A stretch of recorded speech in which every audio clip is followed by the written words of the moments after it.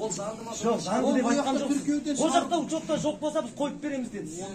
Енді мына жерде заңды деп жатыр. Енді заңды қосып.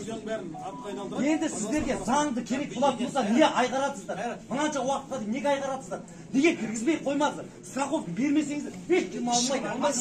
Ешкім алмайды. Өзі мал жасап отырсыздар. Енді мына жеңілдік сайлау өтті бітті. Мынадан кейін мал жасап қоймаймыз деп алдап отырсыздар сіздер. Қоясыздар. Требую, халық требует етеді. Қойдырамыз. Біз халық қойдырамыз. Дұрыс. Неге біз ақымақпыз сонда? Халық қашан халық қанай бересіздер? Бізге тыныштық керек. Жетті.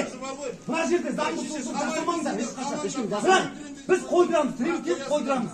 Күнде жиналамыз. Біз де жұмыс істемейміз, біз де жұмыс істемейміз. Біз ашық болсақ, баламыз ашық қалады. Ертең ойлаңыздар. Қаншама семья ашық қалады. Бәрі біздің осы ел адамдарға қарап отырып семьялар. Бәрі де кредит қой, 2 миллионнан кредит алған мәселе. Сол кезде айтпадыңыздар ма?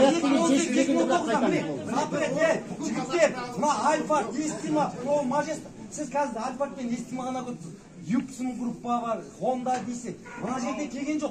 Кеше өтірік, брифингте айтып жатыр өтірік.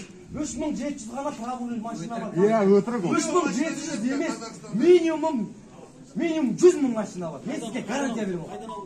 Қайдан алғандар? Бүткіл Шымкент, Ақтөбе, Қызылорда, Павлодар, бәрі таксистер. Әр күнде таксистің бір машина бар.